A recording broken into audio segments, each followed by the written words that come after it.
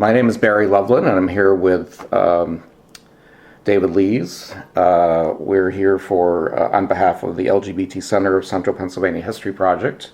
Today is June 1st, 2017, and I'm here to conduct an oral history with David. This interview is taking place at my home in Harrisburg. David, do we have your permission to record the interview today? Yes. Okay, great. Thank you. We also have a consent form that I'll have you read over and fill out and sign at the end of the interview. We have kind of a standard list of prompts and topics and so forth that we go through. And then I also put together a list of supplemental questions based on what I know about your background so that I can hopefully target it on some of the areas that we want to make sure that we cover. And then at the end of the interview, if there's anything I missed that you feel is important that you think we need to bring up, then just do that at that time. So first of all, state your name and spell your name for the transcriber. Okay. David Leas, Leas. Good. Okay. So let's start right at the beginning of when you were born and where you were born. Okay. I was born in 1955 in Columbia, Pennsylvania. Okay, A good. little river town. Mm-hmm. I think most people in the area know where that is. Mm-hmm. So, except for people in Lancaster County. They're not quite sure if that's your county or not. They don't want to claim it, really. I guess. Well, I would say there's, people in Lancaster always are not quite sure where the border is. It's somewhere west of Wheatland. All right. So, tell me about growing up, your life growing up, your parents, your family, and things like that. Well, I grew up in Columbia, and my parents were working class. My mom worked in a sewing factory. My dad worked in a foundry. They were very young parents. I'm the oldest of 5, and my mom had me when she was 16, 3 kids before she was 21. So I don't think they had an easy life, but they did what they could do, as far as, and I like to say, I hate to disappoint people, but I actually had a very nice childhood. Went to Catholic school, grade school in Columbia, and then went to Lancaster Catholic High. So, which was an experience. I didn't particularly like high school. Sort of like that grade school thing where you're one of 35, and then you get dumped into high school where there's now 11 of those groups of 35. And so what was high school like for you? What did you have any outside activities besides classes and stuff that you did, or? No, I had my friends that I grew up with, in the neighborhood, and we hung out together still, even in high school. Always sat at the same lunch table. And I think it's relevant when I turned 16 and I was able to drive. I was able to get a real job, and at that time there was it's still there, a restaurant called the Accomack Inn, right above Wrightsville, and they had just opened and had an ad in the paper for busboys, and so I got my mom to drive me over because I couldn't drive at night yet, and I got the job, and that probably was one of the monumental turning points in my life, getting to meet other people, and also struggling with the issue of being a gay teenager and meeting other gay people, and also that type of restaurant. It was a French restaurant. The waiters wore tuxedos and bow ties, and the busboys wore white jackets and bow ties, and so it was a whole new experience for me. I saw a world that I did not even know existed. People who ate like lamb chops and duck, and things like that. You know what I mean? So, and I was just, to me, it was just this whole world that I wanted to know more about. And so that was also the point that sort of steered me in the restaurant business, because that's basically what I have done up until 7 years ago when I left. So that was a turning point, and I've no regrets. The money was easy, and I was good at it. The waiters fought over me. No. So it's that point there, and then with high school, I really did not want to be there. I made an error. Well, there's several things were happening. When I was about that 16, 17 period is when my parents were splitting up, so there was a lot of turmoil. And it was an opportunity for me to take advantage of that chaos.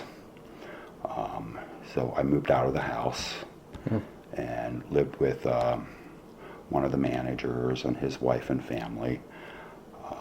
I decided in 11th grade that I hated Catholic school, so I transferred in the middle of the year to public school, which was a major mistake. I didn't go to school.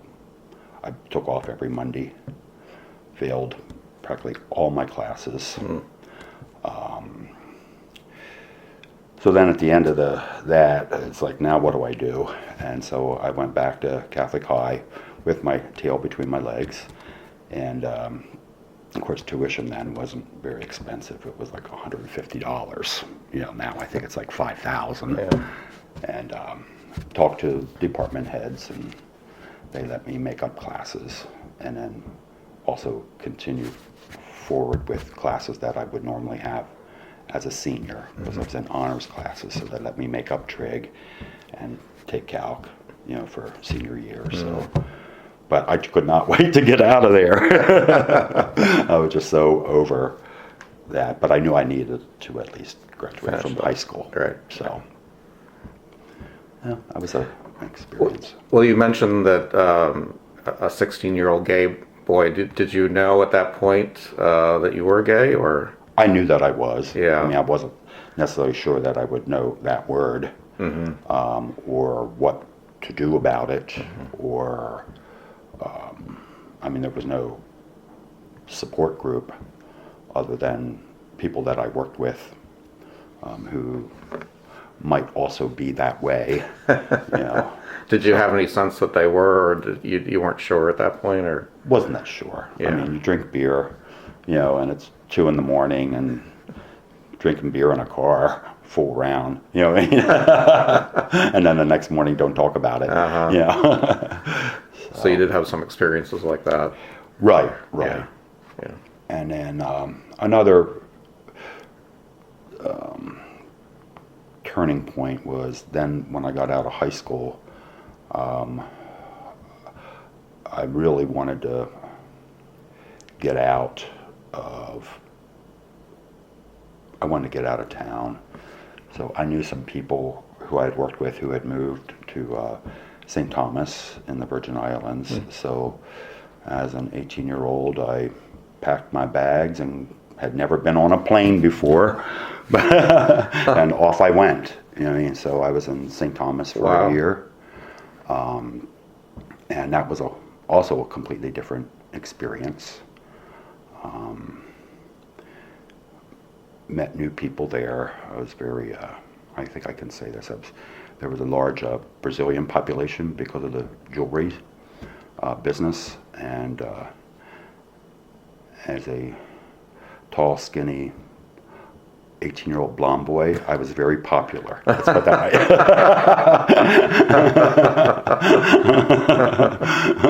right. So anyhow, that was my get out of Dodge. And then about a year later, it was like I had accomplished what it is that I felt like I needed to accomplish. And it was time to come home. And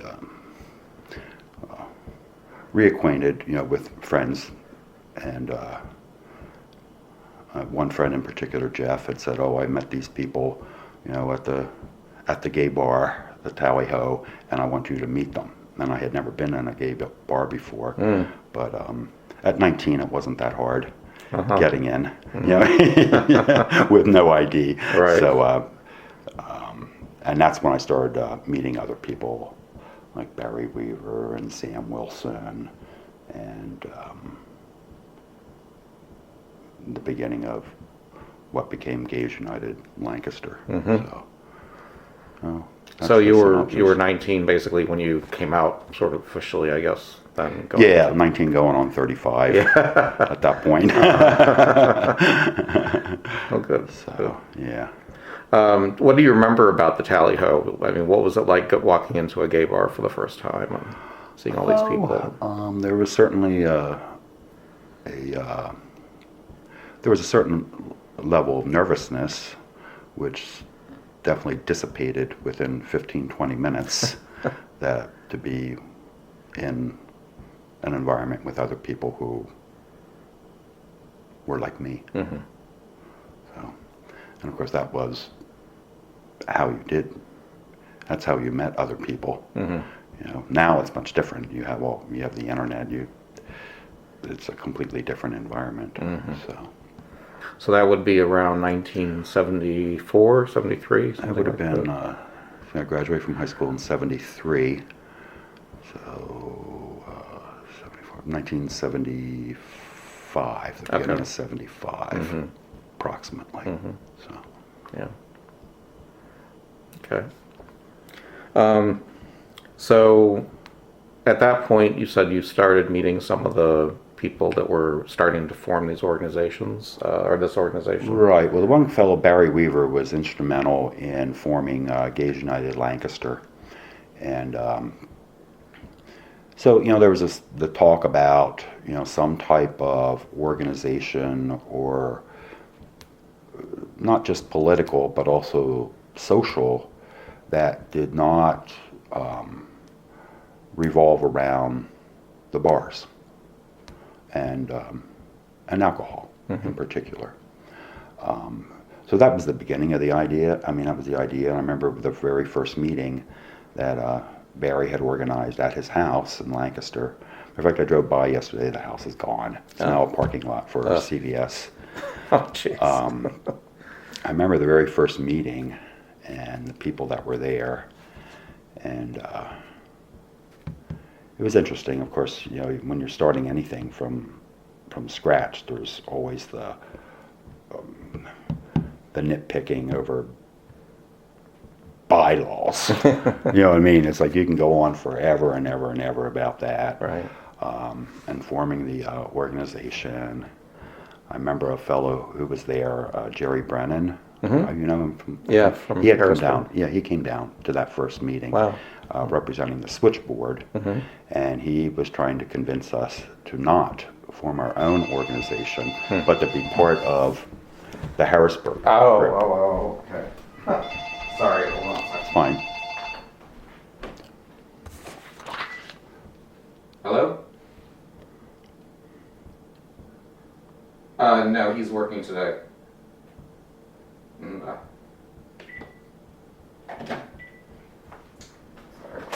That's when you say he doesn't live here anymore. The rotten son of a bitch took off. If you find him, call me back. Telemarketers. Yeah. I've done that already. Just go into a tirade. So there, of course, at that meeting, there were a lot of people who were like, "Oh, we can't do this. It's too public. It'll never be. It's too radical." La la la la la. There's many more reasons not to do it than to actually do it. And you know how that goes. Yeah. You always have the naysayers and people who did not want to be publicly associated, but were willing to support it, but quietly. And that was the times. Yeah. So what did Barry do for a living? What was his? He cut hair, Okay. and he had a studio there in the house. Okay. Yeah. And then on the rear, he had built an addition and had a framing shop, Oh. framing artwork and stuff. So Barry was a real character. Yeah. Tell me what you remember about him. Well, And it was Barri, right? That he spelled his name. yeah, after he came out. Oh, Before. It was Barry, but then it became Bari. Okay. Like I said, he cut hair, and the business there was his dad's, who had retired, and he took it over. And as I understand, after he came out, of course, he lost a lot of that business. You know, so the addition onto the back, which eventually became the frame shop, he had originally built as his salon studio, but then moved back into a smaller space, which was basically his dad's barber shop on the side of the house. Like I said, he was a character. I remember he had this dune buggy that he would drive around in. And it's in the winter, and he had this big old fur coat on, you know what I mean? With the scarf going in the wind and everything. And but he was very committed and very persistent about trying to make things happen. So, like I said, those were the beginning days of Gays United Lancaster. I felt as though I had found a home, and not, like I said, not just for political activism, so as much as a social group, you know. And that first meeting you described, and about how many people came to that first meeting? About 25 people or so. Pretty good. Yeah. Yeah. And did they sustain a pretty good number of people over time, or did they get? Yeah. Yeah. And we would do things, you know, social things like have a dance, you know, at the Moose, you know, Hall in Lancaster. I remember once we did one at the Union Hall out on Manor Street. Did you have any Nothing trouble? complicated. Did you have any trouble with finding places that would allow gay There was people? usually an inn. There was Okay. usually an Yeah. inn. Someone knew somebody who Okay. knew somebody's brother, you know, who would let us have the space, you know. So, yeah, they were fun times. So what besides the dances do you remember that they did as social activities? Other social activities, that was pretty much it. You know, I mean, there was no like hiking, Right. you know. Did they do like Outings or anything. potlucks or any Yeah, or picnics? yep, we or would do anything that like spaghetti dinners. Okay. You know, there was usually that was going on, and there were vegetarians back then too. No vegan, but they were vegetarians, so you always had two versions of sauce. And they were fun. Yeah, they were fun. They were fun. And as far as other kinds of activities that they did besides social, did they get into doing any other kinds of things? You mean like political? Political, things? or yeah. Yeah, I remember. Well, then, and I know that other people have talked about this.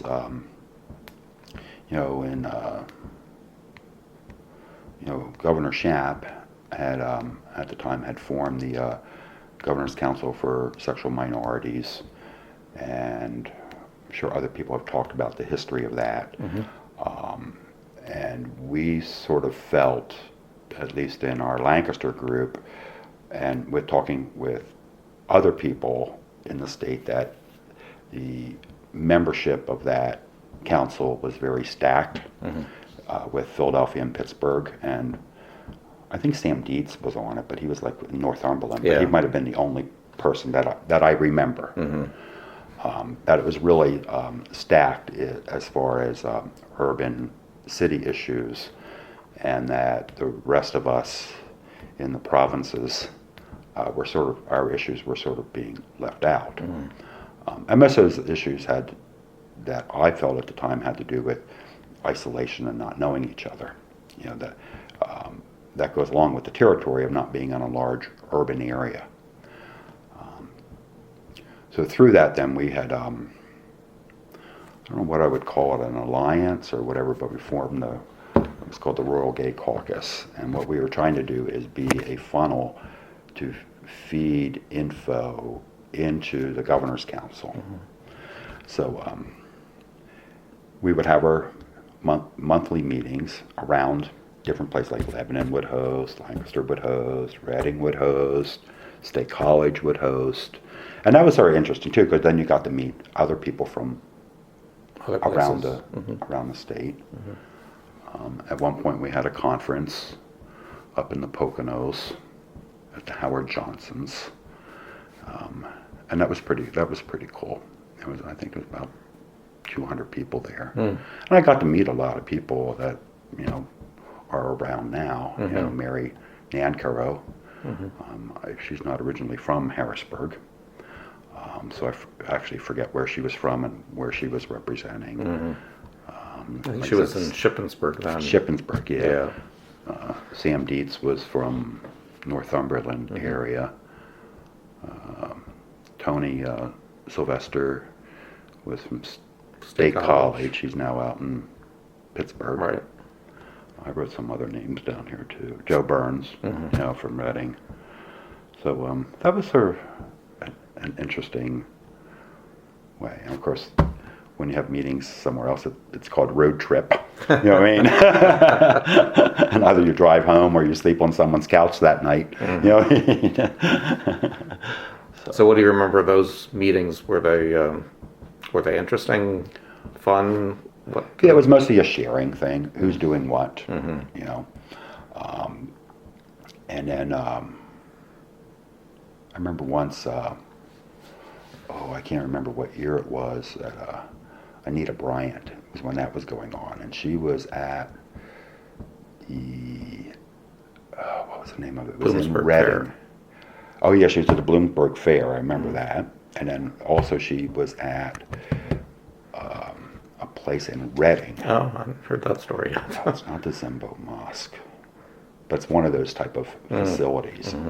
And we had went up. There was about a dozen of us to protest, standing on the sidewalk with our posters, which was not fun because we were not appreciated. Let's put it that way. Yes. So. And did you? Were all of you from Lancaster that went up there to do that, or from? Yeah, there were some people from Reading. Okay, from Reading. And then we had our Lancaster, about a half a dozen of us from Lancaster. Right. And Reading, basically. So it was sort of basically, so she's going to be there this Saturday. You want to go? It wasn't a mass organization that takes place, months in advance,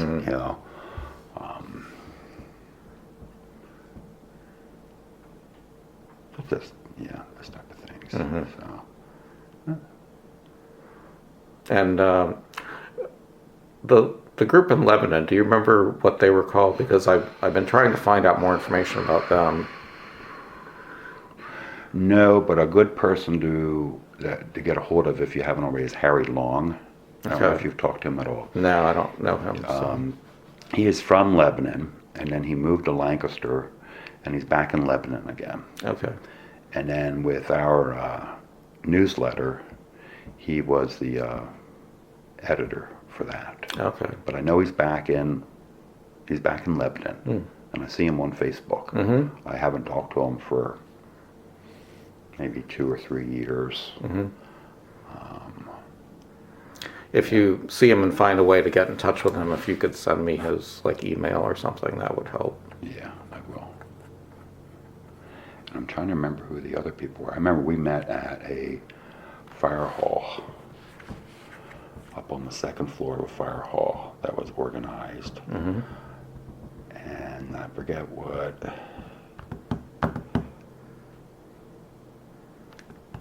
the names were.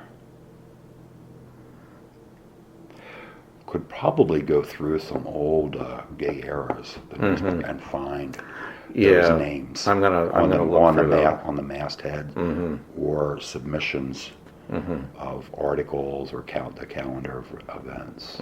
I know that the center has a pile of those. Yeah. Yeah, I've got to They're go either at through the center some or of those. they're Yeah. over in Carlisle at Dickinson. Yeah, they're at Dickinson I now. remember the one exhibit in Carlisle, I saw a whole pile of them. Yeah. Which brought back memories Yes. of doing that. So, Right. you know, in our newsletter, we had the newsletter in Lancaster for the Gays United Lancaster, and then it expanded to To become the gay era. right for Whole this rural gay region. caucus thing. I don't know how effective it was. I mean, it was fun doing it. Basically, most of the content, I mean, there was original content, but most of the content was lifted and credited to other papers, whether it was Philly Gay News or what's the name of the one that was in Boston. But yeah, Yeah. it was almost a Reader's Digest version, Yeah. you know, of what was going on. But I do think it did serve some purpose.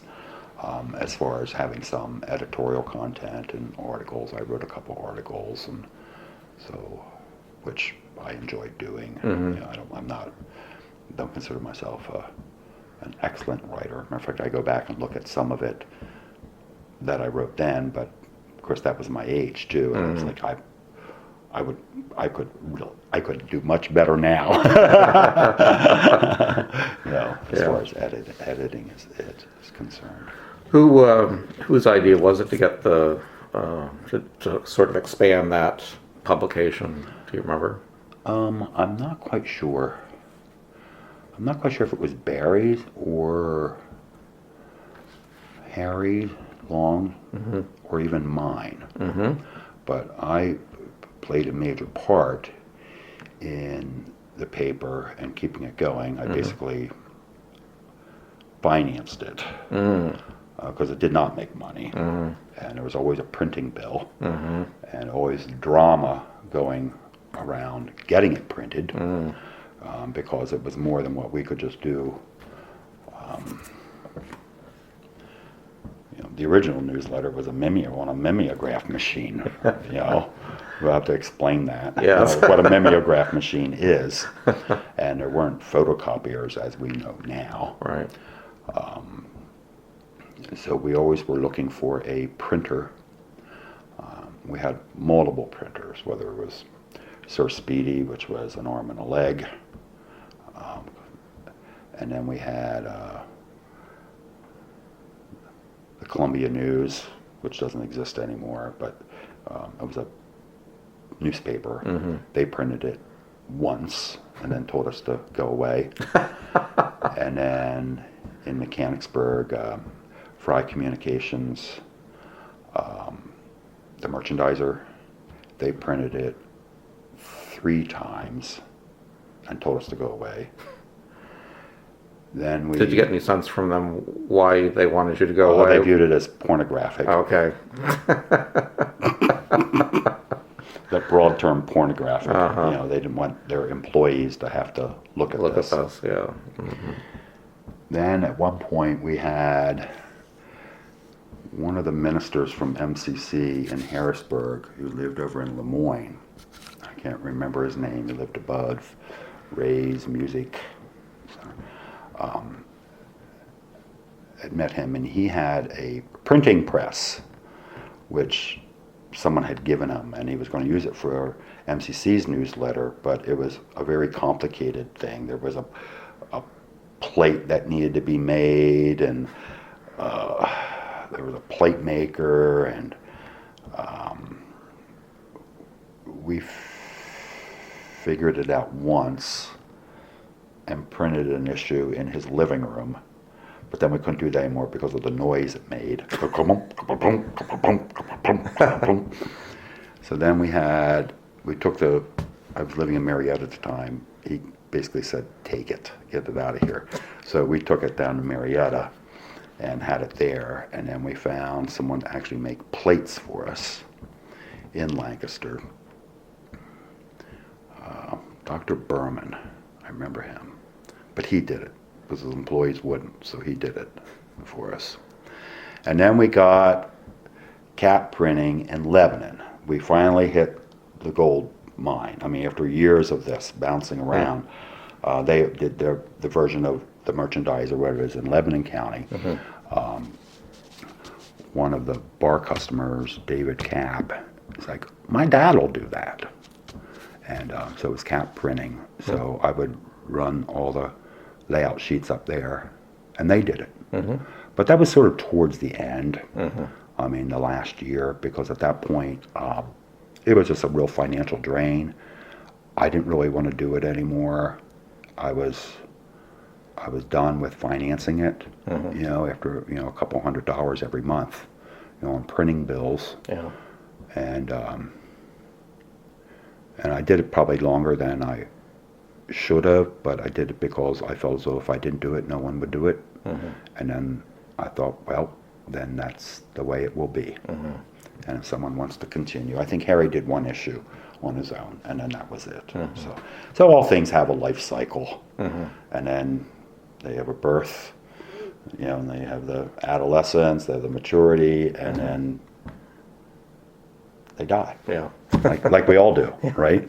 So that I've since learned to let things. Sometimes it's time to let things go rather than a long, drawn out process. Well, I must say that going through some of them, they left a very great historical record, because you can go through there and see some of the organizations that were involved in the area at that point, and some of the news articles from the local activities going on, and calendar of events and things like that. It really helps. That helped us kind of document what the community. So that was a doing good here. thing. Yeah, that was a good definitely thing. good thing. Yeah. So even the ads. I mean, just to know what bars existed and what what businesses existed and so forth. Yeah, and then later on, like I said, with the railroad house, you know, Marla and I had contacts. It was very easy for us to talk other bar owners, mostly, into helping support it. You know, the guys, the Rose Rouge, they were, what was their name? John and Larry. They were very supportive. Town Tavern over in York. Yeah, so that was good. Yeah. Tell me a little bit about your sort of occupational history, where you worked and what you did and so forth. You started at Accomack as your first job. As a busboy, and then I became a waiter, which was the big promo, because you needed to be, I think you still do, you needed to be 18 to handle alcohol. I think that's still the law. And I remember one Saturday night, one of the waiters called in sick, and the owner, I mean, this story still comes up from a friend of mine, Chip. The owner came up to me and said, "David, are you 18?" And I knew exactly why he was asking. And I said, "Yes."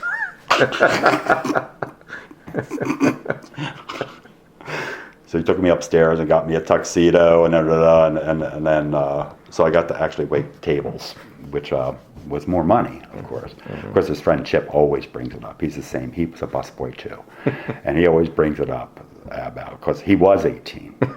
He always brings up how I lied and da-da. I said, "Well, Chip, but he didn't ask you." So anyhow, I did that, and at one point, because then when I went to St. Thomas, I just packed my white shirt and bow tie and black pants and shoes, and after a month, it was time to get a job. So that was not hard to do. I started in the morning and was working that night. You know, in a restaurant. In a restaurant, yeah, called the Lobster Pot. It was the other side of the island from town. And then I came back. My aunt had, and of course, then I still worked at the Accomack when I came back. And then my aunt had opened a Mexican restaurant in Lancaster, so I helped her with that for a while. And then I met become my partner, Marlin in Marietta, and then we opened the Railroad House in Marietta. So that was 1977, 78 until about 85, 86 is when I left, because we had split up, but we were still trying to be business partners, and that was not working. It was not a very good part of my life, you know. And then I got, I always wanted a bakery, so I hooked up with a woman who I went to high school with, and had a bakery in Columbia. Did catering on the side. That only lasted a year. I say, remember Carla from Cheers? Yes. That was my business partner. So the last month did not, when we were splitting up, didn't go well. Yeah. You know what I mean? It would be like, we had an employee, I was like, okay, you know, can you tell Anita, blah, blah, blah, blah, you know what I mean, this is what's happening, we have this catering going on, da, da. And then she would turn to the employee and say, can you tell David to go fuck himself? You know what I mean? So I was just like, oh man, I'm out of here. You know what I mean? And then I got the job at Isaac's.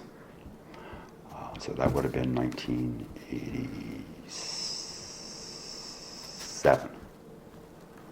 The evening manager at the original downtown Isaac's. The evening weekend manager.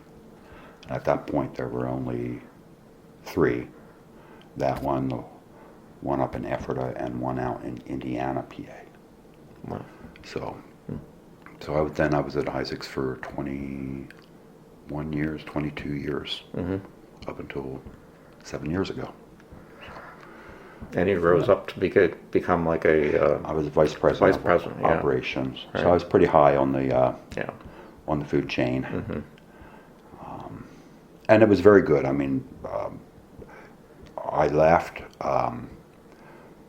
It was time, you know. I left because, well, I knew it was time, and also I could. I was still young enough. I wanted to do something else, and at the time I was in a financial position that I could. So it was like a 6 months of negotiating how that was all going to work, you know, and how my position, you know, who would take it over. And I sort of smile now. It's my job got divided into 3 jobs, which might be why I wasn't having fun anymore. Yeah. You know what I mean? Yeah. You know what I mean? Yes. So, because it just kept growing, you know. So I started when there were 3 restaurants. When I left, there were 23 and 700 employees, which means I had 700 bosses. So, but I have no regrets. Isaac's was very good to me. As far as a career was concerned, socially, financially, you know, so no regrets whatsoever. And I made good friends. I still have good friends there. So, and who knows, I might be washing dishes there someday. Some of the younger employees, it was like always the, you know, who wanted to have their own restaurants, and I always encouraged that, because I didn't really ever view it as a threat thing or anything. It's actually an encouragement, you know, because that's part of the business. Yeah. And paths always recross, you know, each other. And then after that, Now I do concrete, concrete countertops, decorative concrete. A friend of mine, Barb Sunderland, had started the business. Remember Barbie? Yeah. Yeah, she was involved with the switchboard and stuff. Had started it. We've been friends for years. And then when I left Isaac's, she knew I was available, so she would call and say, David, can you help me? And so I would go and help her out on an as-needed basis, just as a friend would help another friend. And then she was looking for a business partner to move the business forward. So we worked together for a good 6 months to see what that would be like, because good friends don't always equal good business partners. And so we decided to proceed and form a new partnership, and recapitalized the business in order to take it to that next level. The additional capital was needed for equipment and expanding the space. So, not a bad gig. Yeah. It is funny though, because it's just her and I, and occasionally we have some employees who come in, on an as-needed basis. I have a nephew who I just call, but when we have clients come in, and or if they look around, they look at Barb and I, because I do not have the physique of someone who works with concrete. So they look at me, and then they look at Barb, who's a woman, and they're like, can you guys do this? Do you have, how many employees do you have here? You know what I mean? Who else? And it's like, no, it's just us. But really, in that business, it's really about leverage. It's not necessarily about lifting dead weight. Right. It's like, so it's between the crane and forklift and things like that. You just need to flip things over. You don't really need to lug it in a dead weight. We invented the wheel a long time ago. So as far as transport, so I'm enjoying it. Good. Talk to me a little bit about your religious affiliation growing up, or did you have any particular religious background? Or Well, I grew up Catholic. I was raised Catholic, went to 12 years of Catholic school. And my coming of age was during that ecumenical period, where I felt, if I look back, I'd say that was a more liberal period than what we've had recently. We'll see. Don't know what Pope Francis is actually going to do, but it was a little more. It was a more liberal period. I'm not a practicing Catholic, but I think that I have those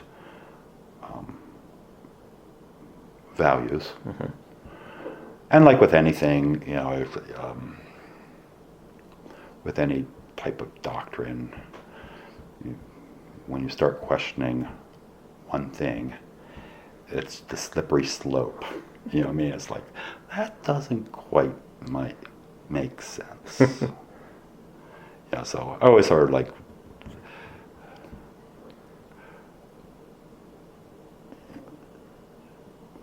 well, I don't know to that. I mean, once you start saying, when you think about it, the resurrection is a big leap. You know what I mean? And last night, I was something on TV I was watching. It was a comedian or something, or it was a sitcom, and they were talking about the Bible, and that you just sort of look at it and you just skip over it, and you just like sign off on it the same way you do an Apple agreement. Okay, I agree. Yeah. You know what I mean? But you don't get too much into the detail, right? Yeah. It's like an Apple agreement. I thought that was pretty funny. Yeah. So I consider myself a spiritual person, but I am not. I'm not a practicing Catholic. Wouldn't even necessarily go so far as to say I'm a devout Christian.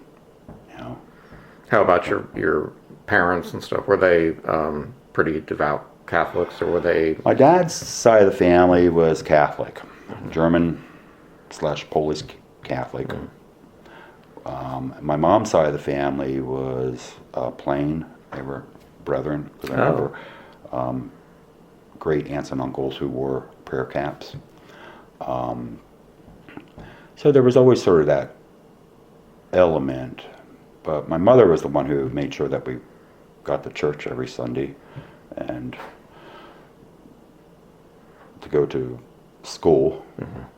Of course, there's always those family dynamics, that my dad's side of the Catholic side of the family, there was always beer. There was like always beer, and always arguing, and always someone was fighting about something. My mom's side of the family was completely opposite. There was no alcohol. No one ever was fighting. You know what I mean? Everyone got along. It was a large farm family, and my mom was one of 13. And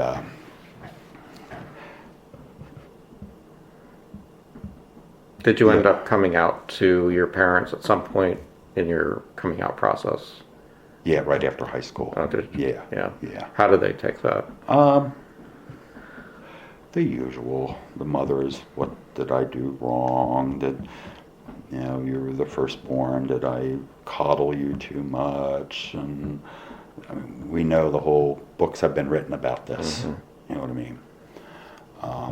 So my parents had split up, so my dad, we didn't really have a whole lot of conversations about it, but I don't think he really, in the later years, there was never Never an issue. No.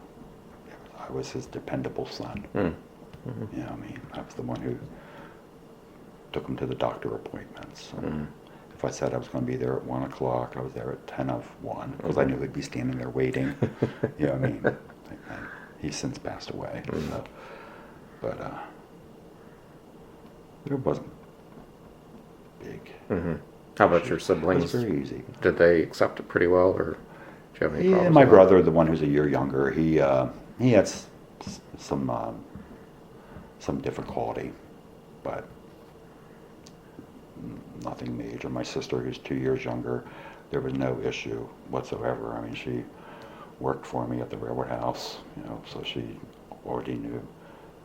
And she worked at the ACMAC too, as a bus girl, so she already knew gay people and that whole environment. So I, you know, in retrospect, I had a very easy time coming out. And I don't know how much of that was my own confidence, or whether just I was damn lucky and all the stars were aligned, you know, to make that happen. So it wasn't, once I came out there, there was no looking back, you know what I mean? Yeah. Forward type thing. It wasn't that hard for me. And so, you know, over the years, you know, I sometimes have those, you know, when I meet other people who are struggling, and trying to be supportive, I don't, maybe not always as understanding and as supportive as maybe I should be, because to me it's like, Wasn't a big get deal on, for you. get on with it. I mean, you are who you are. Why are you tormenting yourself? Do you want to be unhappy? You know what I mean? Da, da, da. You know, it's like that basic, just stop it. You know what I mean? Type of thing. So, you know, people who are, especially people who are older, like in their 30s or 40s, it's like, oh my, how old are you? You know what I mean? And you're still worried about what your parents think? You know? You're grown up here. You know? But I don't know their baggage. Yeah, everybody follows a different Everyone path. has baggage. Yeah. You know? Let's see. And then you were never married to a woman, obviously, right? No. And military service, I guess you didn't go into the military, right? Getting back to organizational affiliations, did you get, besides Gays United Lancaster, did you get involved with any other gay groups in Lancaster or the area, or No. the AIDS organization or anything like that? I first got involved with Lancaster AIDS Project. That's because of with the Isaacs connection. With the restaurant downtown, Phil, the owner of Isaacs, had rented space to Lancaster AIDS Project, so they were up on the second floor of the building in what used to be, well, it was part of the Isaacs office space, but it was a storage room. So that was their first office. and then later they had moved down onto the first floor into their own space at the back of the hallway of the building there. If you're familiar with that building at all. Somewhat, yeah. I think I've been in there. Yeah. Yeah. I first got involved with fundraising. I had seen that in other areas, like in Philadelphia or whatever, they did what they called it, dine out for life or whatever. And I was talking to one of the managers, and I was like, well, we could do that. You know what I mean? So, so I did organize the first dine out in Lancaster, and I've figured that. Well, it was because I was a restaurant person, so I figured I knew other restaurant people. And our first year we had 8 restaurants, and it was like pulling teeth, you know, to make this happen. Did the restaurant owners feel a little hesitant because it was an AIDS? Some did, and then some totally embraced it because they had employees who had died of AIDS. Okay, yeah. You know? So like I said, we had 8 restaurants that first year, and we did it on a Wednesday night in September. I was insistent upon that because September is like one of the slowest restaurant months of the 12 months. And a Wednesday night, it's a weeknight, and restaurants would donate 20%, you know, of the food portion. So to me, it was an easy sell. 2 restaurants, it's like, it's a Wednesday night, what do you have to lose? Right. And people said, well, 20%. I said, I'd rather have 80% of something than 100% of nothing. Yeah. You know what I mean? Right? That's a good way to sell it. Right. It's not rocket science. Right. You know what I mean? So, so it grew from there. Then the next year was easier. You start developing formulas, you know, of how it works. And then with Lancaster AIDS Project, of course, there was always, every year seemed to be a different director of development, you know. And I firmly believe that in order for that to work as a fundraiser, that it really needed to be community and volunteer driven, not organizational driven. So my approach was always that we as a group are doing this to benefit the Lancaster AIDS Project. And yes, Lancaster AIDS Project can offer some technical assistance, but it really was not, it could not and should not be staff driven, because there would be no consistency from year to year, and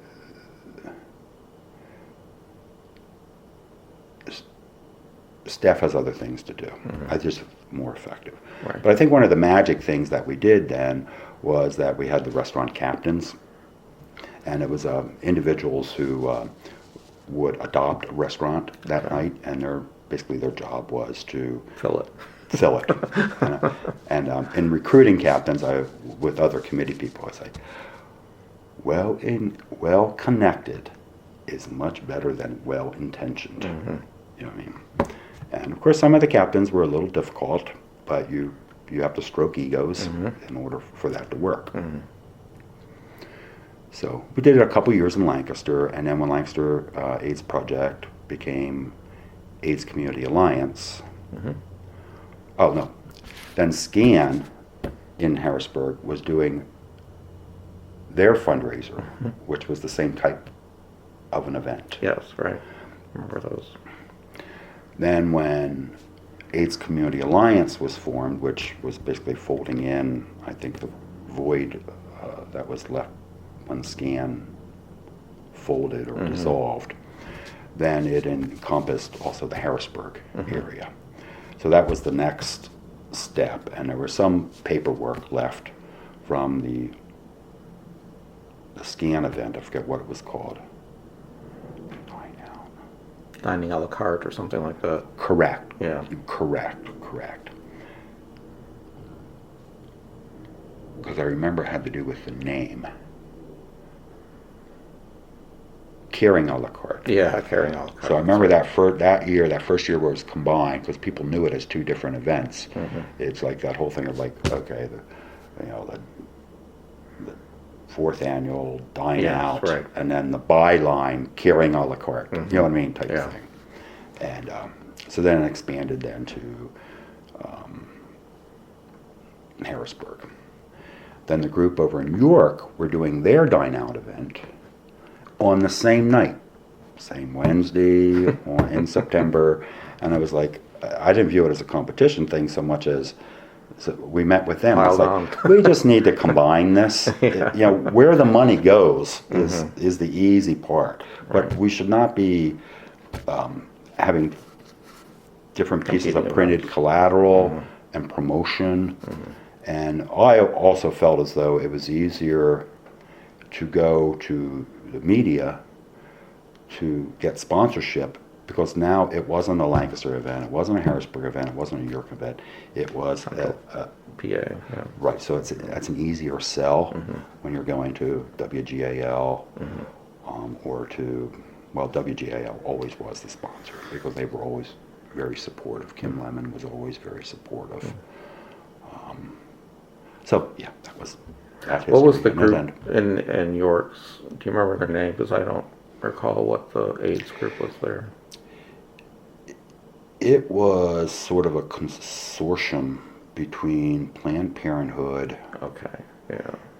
There was a name for it, between Planned Parenthood, WellSpan, and there was a third organization. Maybe the hospice, the York House Hospice. Yeah, branch of that. Okay. And they sort of provided services as a consortium. Consortium. Okay. I think Yeah. Planned Parenthood did educational part, and WellSpan, of course, did direct services. I would have to look it up, what it was. Yeah. But that was, so we did it for 15 years.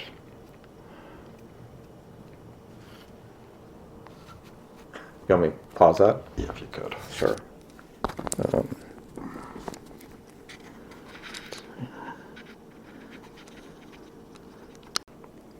Okay. But you know, with managing volunteers, you know, and as a volunteer myself, I know that. Well, I believe that there has to be an effective. You have to be very effective in managing volunteers. Managing volunteers by giving them a pile of paper and some envelopes and say fold these and lick them is probably the biggest waste of volunteer time, and that will only last so long. Right. You know, for that, it's not very effective. So maybe my next thing, I'll go into the nonprofit world. Yeah. You know? And you weren't involved with the switchboard down there in Lancaster, were you, at any point? No, we sort of ran a little switchboard, but this is back in the GUL days, Right. United Lancaster days. I remember sitting on a Wednesday night answering the phone. Oh, so you did do some of Yeah, that? yeah, which it hardly ever rang. It basically was, where's the gay bars? Yeah. You know, I'm from out of town. Where's Yeah. the gay bars? Of course, that, as you know, with the Harrisburg, with that whole thing is completely obsolete now with the internet. Right. You know. Served its purpose at the Yes, time, but right. yeah, definitely obsolete now. And the I know there was a men's dinner group in Lancaster too, like a Yeah, men's potluck. Men's potluck. Yeah, I was not involved Not with that. involved with that, And I okay. don't know who that, I think probably that would have been maybe Mark Stoner. I know Tony Iacona. Right. Was involved with that with pretty that. heavily, yeah. Yeah. Yeah, I've got to interview him sometime. That too, was so. after Gays United Lancaster days. Okay. Let's see. Okay, I'm gonna go to my more detailed list. And you already talked about how Gays United Lancaster got created, and that Barry Weaver was the founder. Memories of Barry. Did we say what year that was? It was 74? About 70, I'm going to say 75. 5, yeah, okay. We Maybe talked. late 74, 75. Okay. Do you know when it disbanded?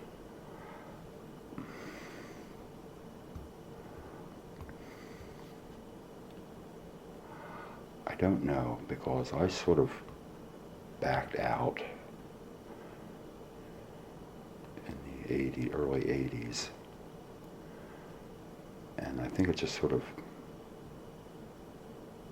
drifted off. Mm-hmm. And then when Barry died, that was the end, because he was the driving force. Mm-hmm. Yeah. Mm-hmm. You don't remember what year that was, though? No. Okay. Sometime in the 80s, though. Yeah. Yeah. Okay. It would have been pre 85 or 86. Mm-hmm. Early Okay. 80s. Let's see. Who else was involved in the newspaper? I think you mentioned Harry Long was the editor, right? Right. And then Bill Horn from Lancaster. I don't know him either. You should look him up. Okay. His drag name was Tina Louise. And he's still around, because I just saw his name in the paper the other day. Yeah. Some altercation, or a couple months ago, about an altercation with the bus system. He lived in the city, but he worked out on Centerville Road, and it was in the summer. And it was very hot, and the bus, it was going to be like an hour or so for the bus. It ran from Lancaster to Columbia, Marietta, and then back. And what I read in the paper was there was a thing where for his bus to go back into Lancaster to get on, it was like going to be another hour and a half because of the bus schedule. So he got on the bus, because it was air conditioned, to go in the other direction, and we got to the end and then came back. And it was a big to-do with that he didn't pay the double fare or whatever. This is the front page of the Lancaster newspaper. And it was all said and done. They dropped whatever charges against him, and community people offered to pay his fare and all that kind of stuff. So that's the last time I saw him in the paper. But Bill Horn would be the person. Do you remember what his particular responsibilities was with the newspaper? Was it, He helped go late, and stuff like Yeah. that. There was a fellow, Ray Stickles, and I forget originally where he was from before he came to Lancaster, but I think Northumberland also in that area, but he has since passed away. Mm. There was a fellow, Sam Wilson. He was involved with the paper and with Occasion Aid Lancaster. He moved off to New York. He came back. He has since died. He was a real good friend of mine, and I still miss him a lot. So, jerk. They were the primary people. You know, a lot of people came and went. You know, Yeah. they'd be involved for a couple months and then drift Gone off or yeah. come back. But they were the primary. Like I said, if we look at the masthead, that would be the easy way to jog my memory of people. And of course, then there were people, you know, the contributors, you know, from around this that would send in their stuff from those individual organizations. But Harry and I were the primary. Do you remember about how much distribution your paper had at various points, or its high point, or whatever? At one point, we printed a couple hundred copies, and then another point, we maybe printed the most was 1,000. Yeah. That's pretty big. And they would go out to we were selling it for 50 cents. Yeah. You know what I mean? And they would go out to the organizations, and maybe the money came back. And maybe it didn't. You know what I mean? And the one, the newsstand there in Harrisburg, 2nd Street News, or whatever. I think the building's still there. City News or something. City News, yeah, they had it. Yeah. Places, and of course the dirty bookstores all had it. And, but again, it was like, oh, you got back, I ripped off mastheads, and you're $4.50. You know what I mean? Yeah. And the bars, most of the bars would sell them on an honor system. Yeah. On top of the cigarette machine. Okay. With the rack and the Little cup or cup whatever. to put your money in, Yeah. your 50 cents. Right.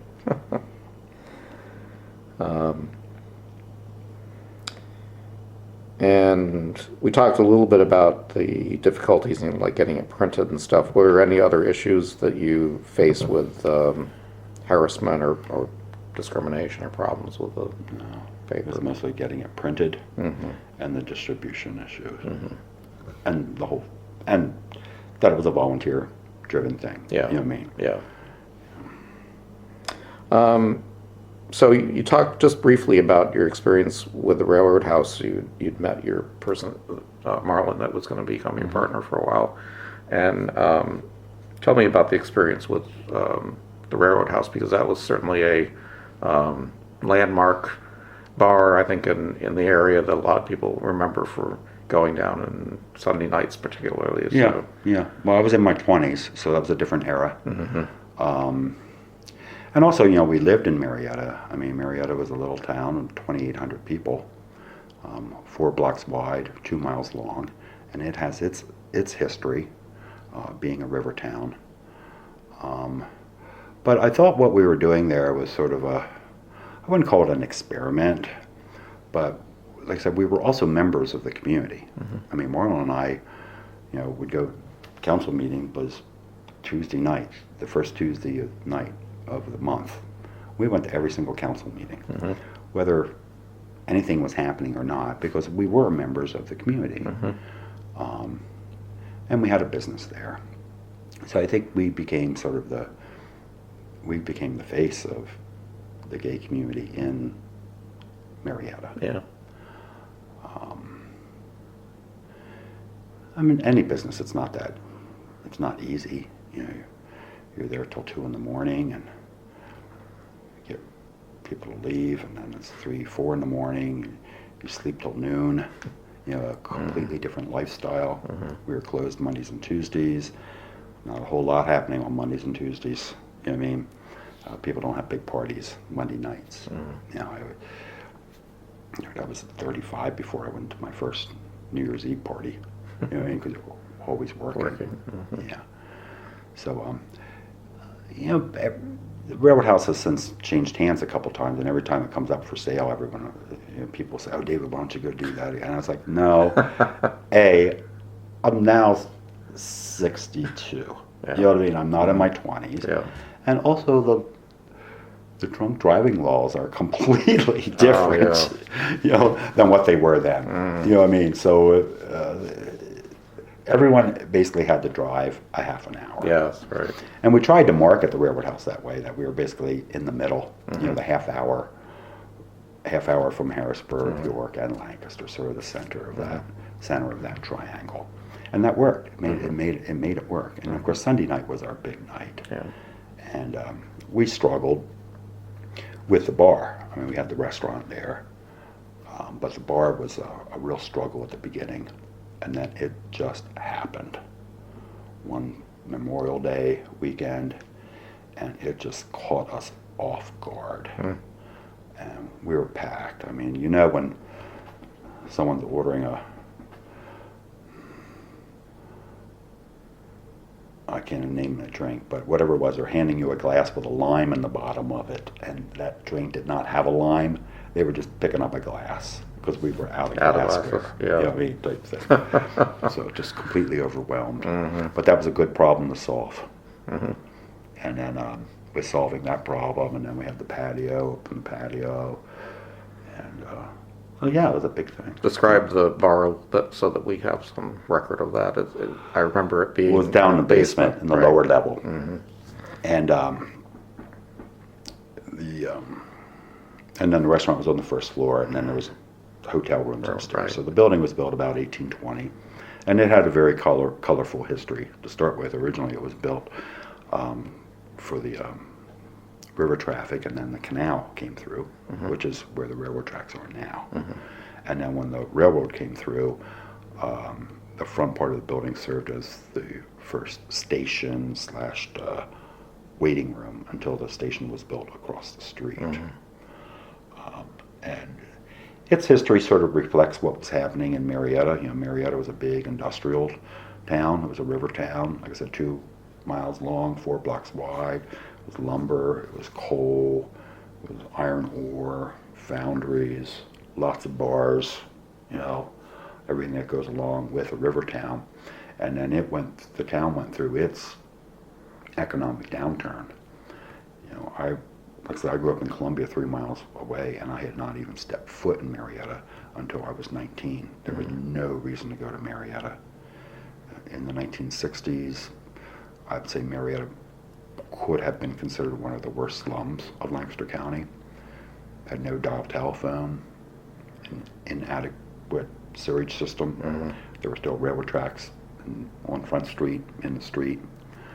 And the railroad house itself, the building itself, was abandoned, I think, in the late 40s, early 50s, and sat empty. My understanding, talking to town people, it was one of the last buildings to be abandoned on Front Street because people moved in. They moved out of their houses and moved there. It was like last refuge. Oh. So I think it was in 1965.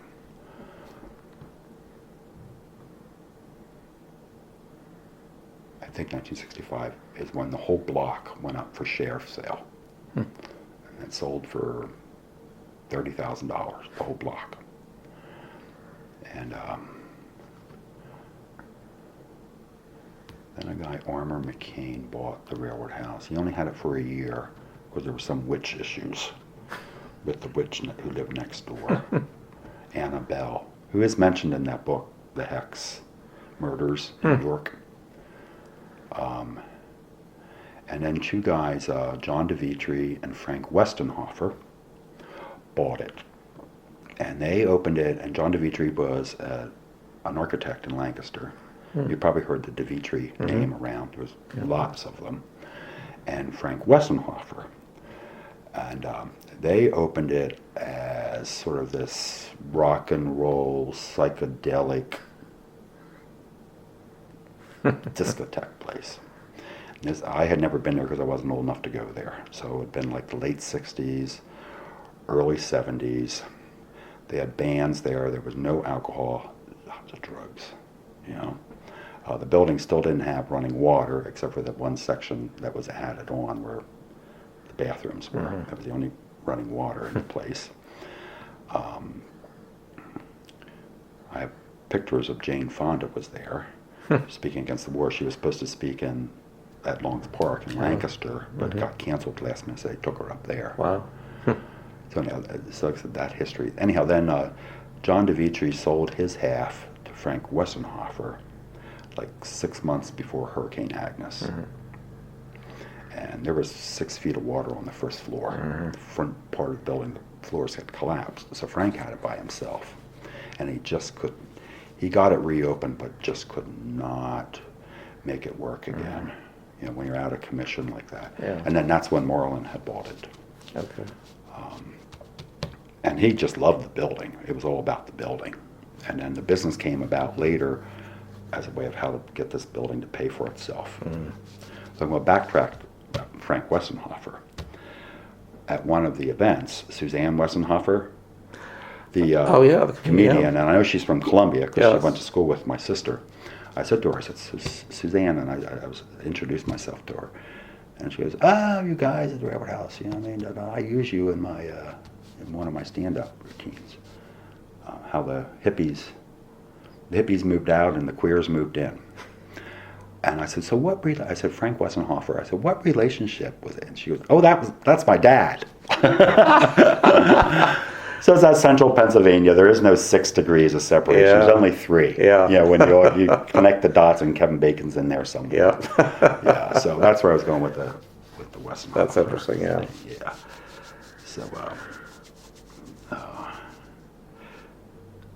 So we opened, the Railroad House opened in September 1976, but the bar part of it didn't really happen until probably 79 or 80. First we had like a coffee house, folk music downstairs. That did not work. You know what I mean? It wasn't working. Well, And I remember the dance floor was metal, right? Yeah. Yeah. And we got that idea because years ago down in Atlantic City, there was a bar called the Chester. on New York Avenue, which was the big gay thing, and they had a stainless steel dance floor. So that's where we got the first dance floor was wood, painted red, but being down in the lower level against the basement, it proceeded to warp promptly. So we took that up and then put down a concrete pad, and then put down the sheets of stainless steel. Put up the lights, but it was. You were there, right? Oh yeah, yeah, and it was hot. Yeah. I mean, in the summertime, because the air conditioning was so inadequate. Right. And then you're in the underbelly of the building, so all the pipes are sweating and dripping, and everyone complained how hot it was and how crowded it was. But all that did is encourage the young guys to take their shirts off, which only encouraged people to complain how hot it was, but they wouldn't leave. Yeah. You know what I mean? Because a couple of times, like, people would, like, bitch me out, and I'd be like, well, then leave. You know, I was like, well, and I was like, of course you're not leaving. No. You know what I mean?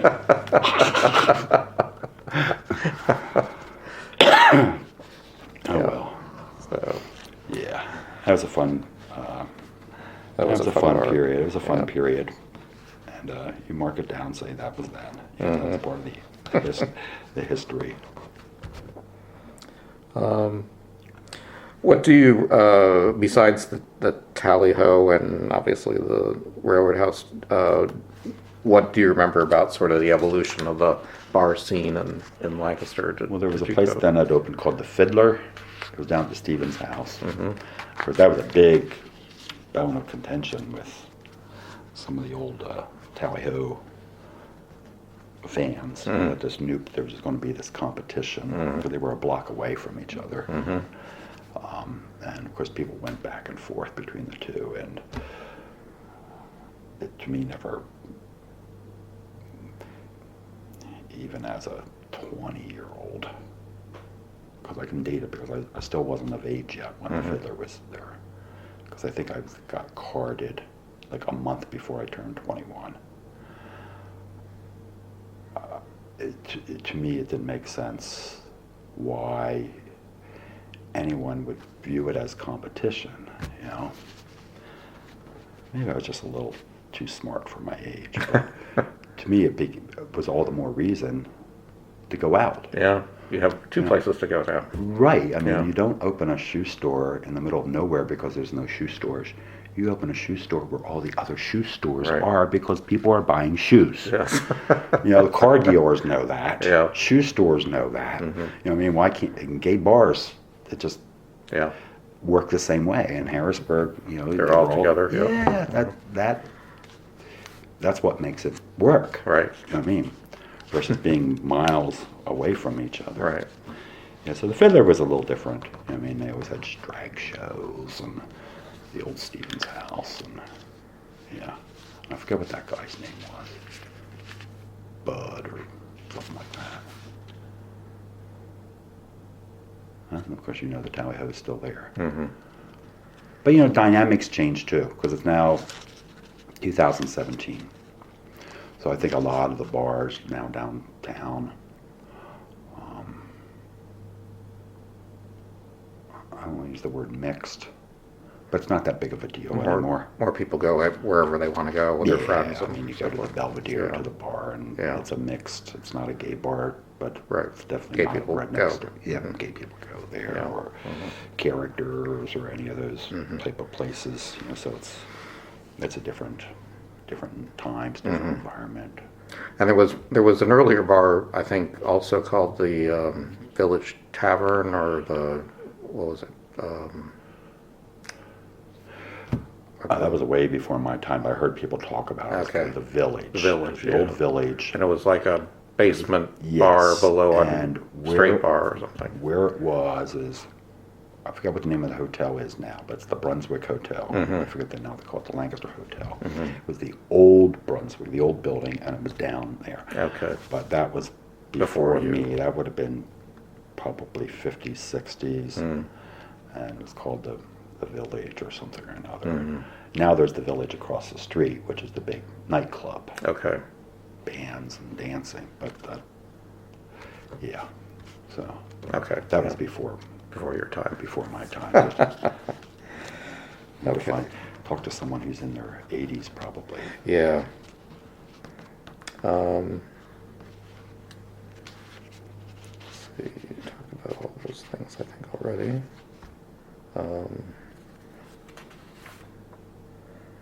Yeah, I think we covered all that.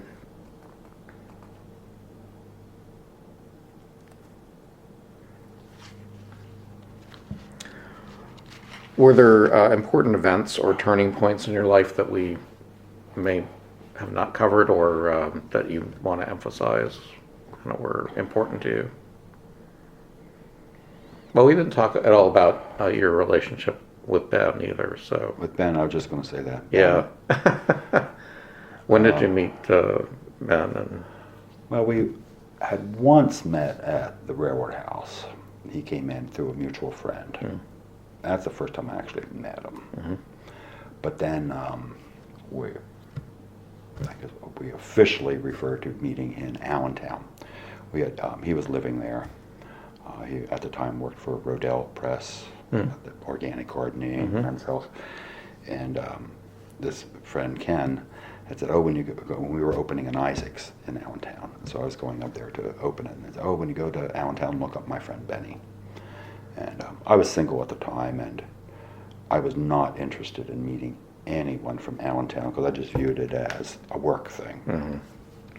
So I didn't look him up, but Ben looked me up because he knew who I was, from the railroad house, sort of that living in a glass house type thing.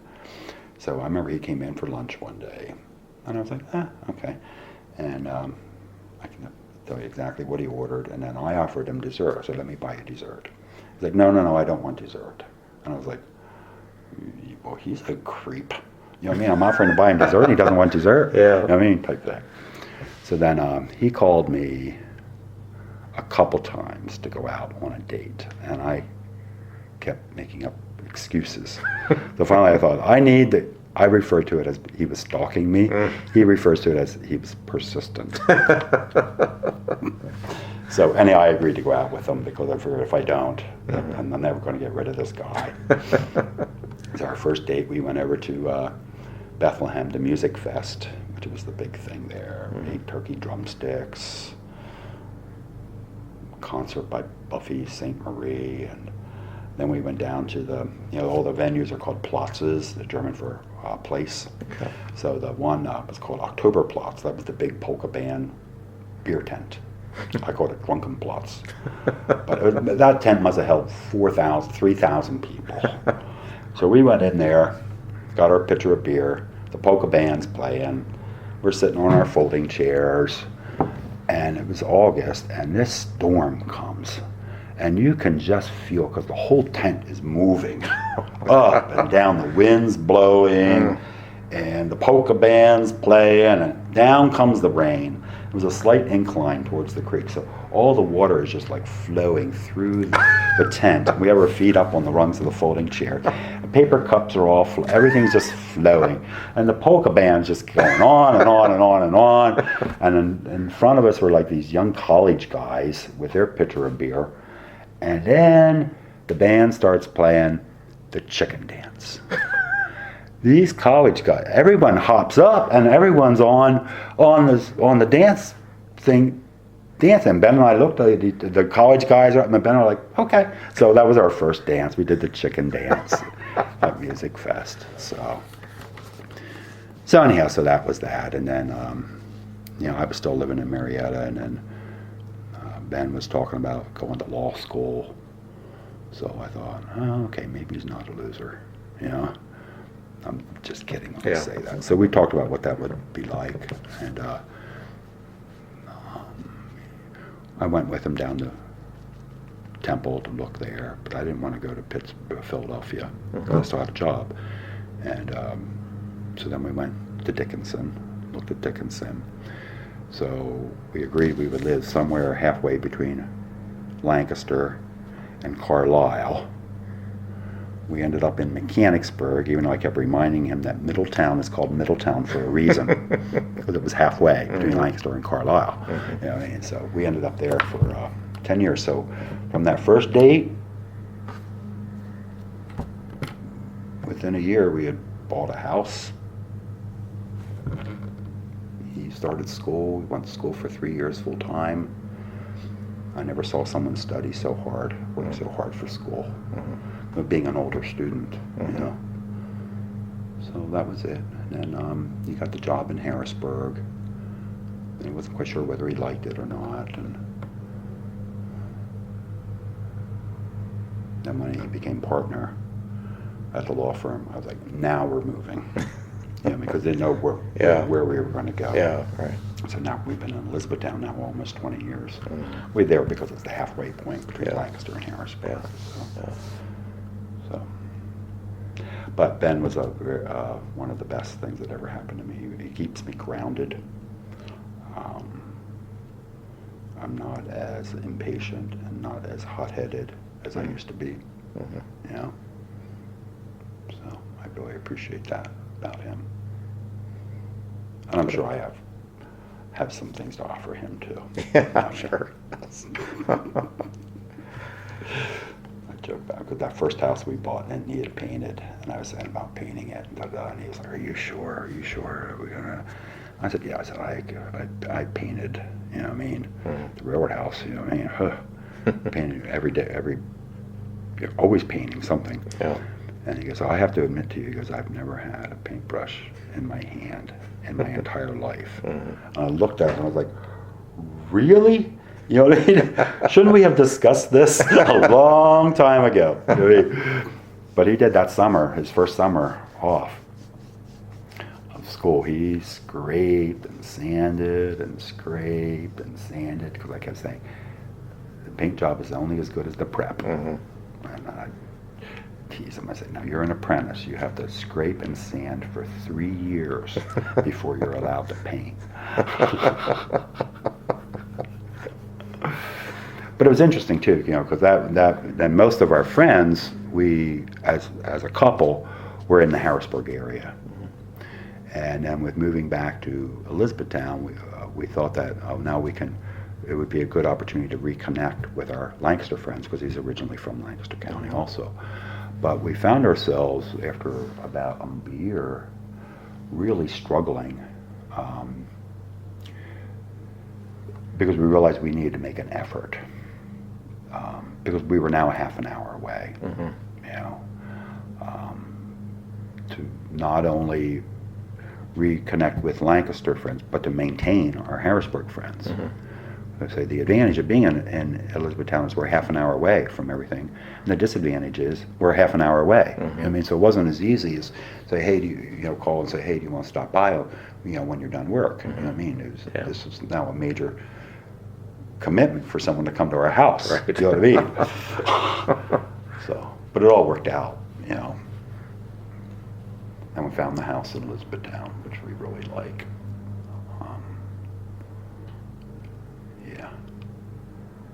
Lots of story. Everything has a story. Ben wasn't real thrilled about going to Elizabethtown, because at the time it was right after that whole thing with the school board. Right. When the fundamentalists took over and passed the resolution defining a family as one man and one woman who are married, because they were trying to control the curriculum. And then, and I'm from Western Lancaster County, so I know how easily that happened, because everyone was taking a nap. And then when they woke up and realized what had just happened, they all got voted out the next year. But I remember standing in the front yard, and Ben was saying, "Are you sure? Are you sure? Are you sure?" I said, "Well, look, first off, look at the neighborhood, Ben. It's a dead-end street. You know what I mean?" And I said, "And look, at the houses around us." I said, "I don't think any of these people care whether we're gay or not. They only care that we keep the grass mowed." You know? And then, so we bought it.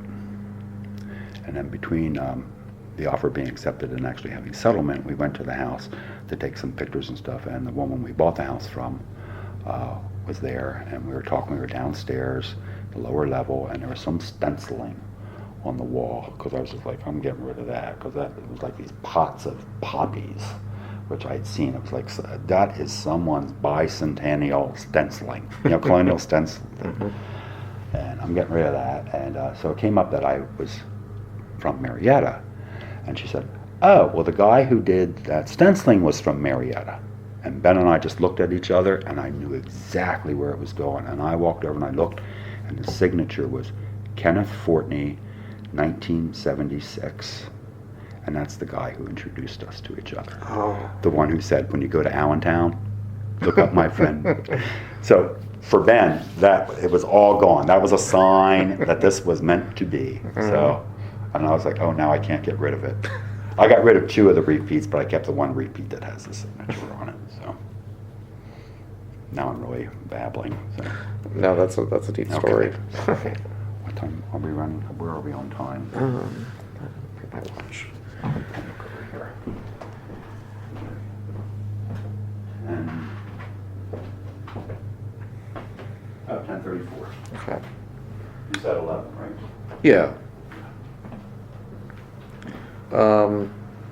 Any other special turning points or events in your life that were significant that you want to highlight? No.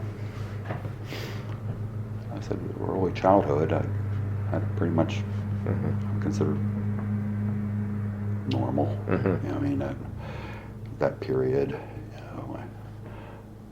My parents, they had an apartment. I remember they bought the first house when I was 7 years old. That was like moving into a mansion. Even though I go back to it because my brother lives there now. I go in there now. It's like it's just a little row house, but as a 7-year-old, it was a mansion. And I remember when my parents bought their first car. We didn't have a car. You walked, or borrowed one of my grandparents' cars. You know what I mean, type of thing. But that was a different era. Yeah. Whatever corner grocery stores and. You just walked.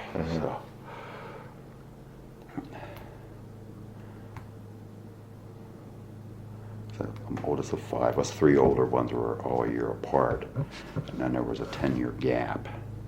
So I have 2 younger brothers, and I still have contact. I mean, I have contact with them because they're my brothers, but I didn't really grow up with them. Doug was born when I was in 8th grade, and Corey was born when I was in 10th grade. So when they were little, I was already out of the house, you know what I mean, type of thing. So I don't have that same type of relationship. Us older 3 were like the 3 musketeers, always together. My sister always joked that my brother and I always dragged her along because if we got in trouble, she was involved. That she was an accomplice. She couldn't tell. And I was like, yep, that's exactly why we took you along with us. Spent a lot of time on the river, fishing and stuff like that. Anything else that you could think of that we missed? Okay. That was fun. Yeah. I think it's a great interview.